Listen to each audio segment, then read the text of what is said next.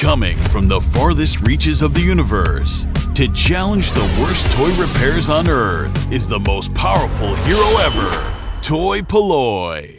Hello and welcome to another video from toy-polloi, and today we are going to be talking about stickers, because stickers and replacement stickers is something that I show an awful lot on this channel. Every time you do a restoration or repair on a toy, more often than not some of the stickers will be missing, and over the years I have made many files available on toy-polloi.com that you can print out yourself to help fix up and repair your old toys.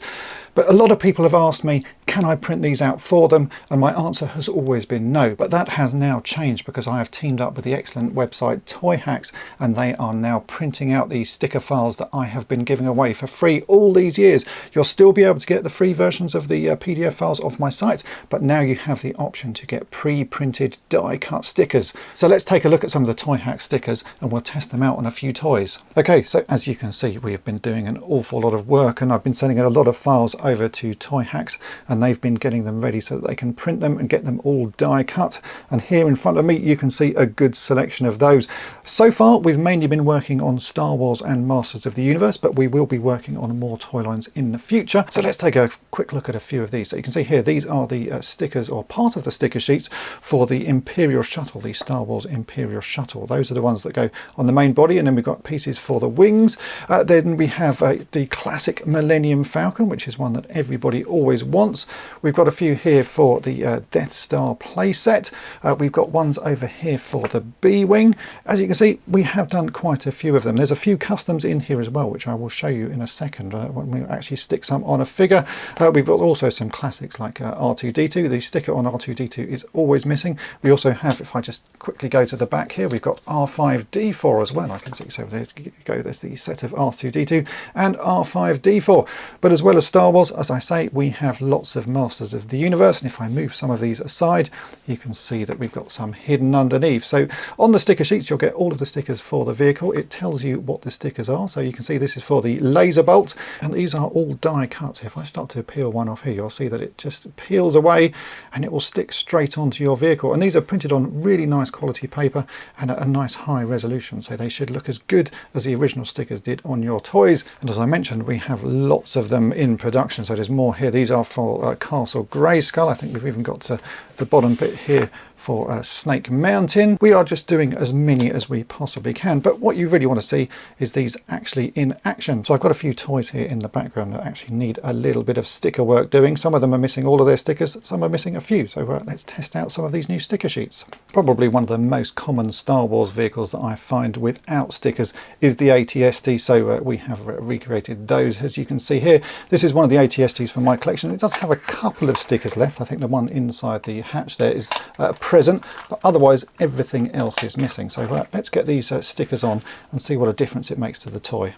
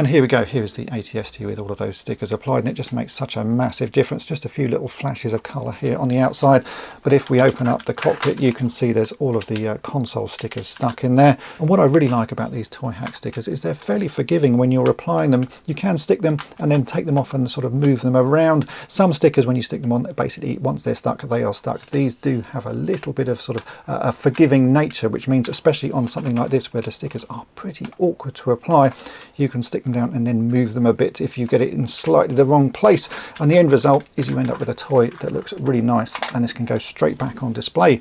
So that's the first Star Wars toy fixed up. Let's have a go at applying some more stickers. Next we have a project that I did very early on at the start of toy-polloi, and that is for missing emblems on Star Wars figures. You can see here this is an attached driver, and he's supposed to have these little emblems on his helmet, these little sort of red details, and often they're missing. They just wear off. These are sort of decals that were applied, but they do tend to rub away. So very early on in the channel's history I made these, which are replacement decals for all of the Imperial figures. I've also made them for the Rebels as well, and these are printed onto some clear sticky back plastic, and I've done all sorts of versions of these. We've got the ones that match the toys, because the toys emblem is a sort of simplified version of the Imperial logo, and then we've got other versions which are more screen accurate. We've even got them for the Death Squad commander there, his little chest plate. So these, as I say, are printed on clear sticky backed plastic, and they again are die cut, so we should just be able to take one of those off. You can just about see it there. We can apply that to the top of this ATAT driver and make him look complete again. And there you go, look at that. He's now got his emblems in place.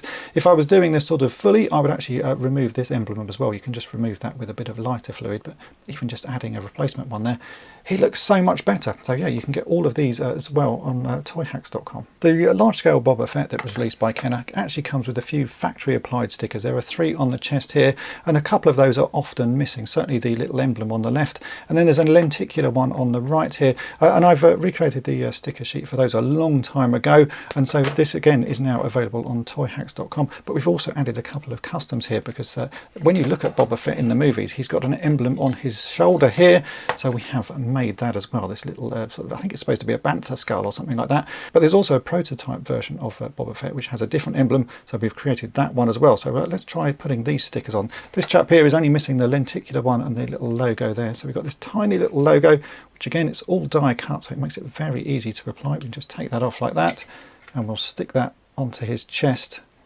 just about there. Just a little detail, but it does make Boba Fett look so much better.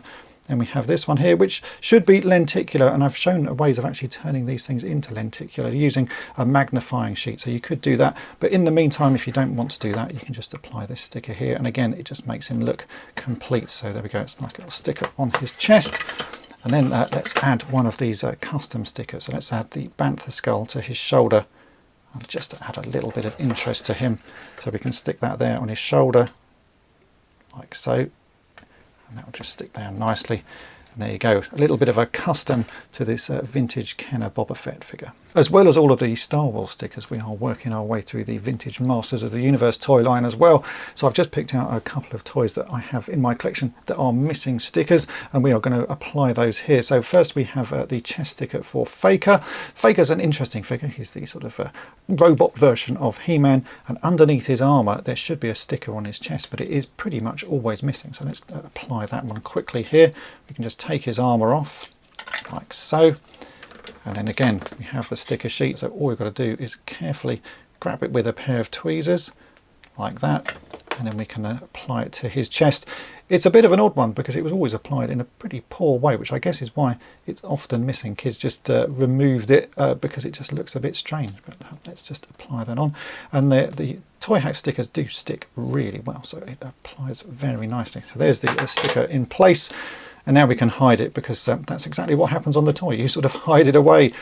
So the sticker, no matter how much work goes into it, is always hidden underneath the armour there, like that. But there you go. That is the Faker figure all fixed up with one simple addition of a sticker. Then we come on to the Road Ripper, which is a pretty classic Masters of the Universe He-Man toy, and it always has seen a lot of action because of the way you're supposed to play with it. It has a ripcord in the back that you pull out and the vehicle shoots along, so it's often fairly battered, and the stickers are often pretty worn or missing, as you can see on this one. All we've got left is the eye stickers. So again, we have a nice new sticker sheet here. Let's get these applied and see what a difference it makes to the Road Ripper.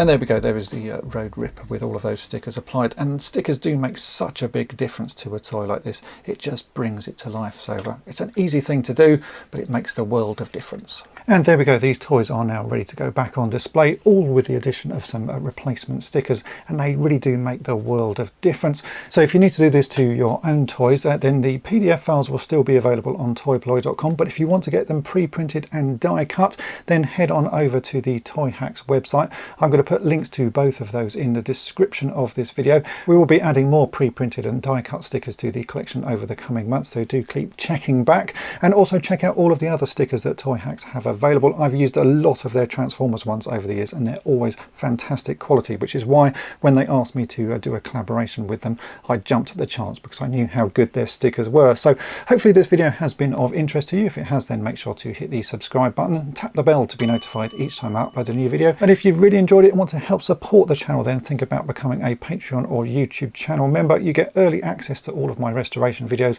and also access to an exclusive series called On the Cutting Mat, where I show restoration projects that you won't be seeing anywhere else. So have a think about that, and thanks for watching. Thanks for watching Toy-Polloi. Subscribe for more great videos.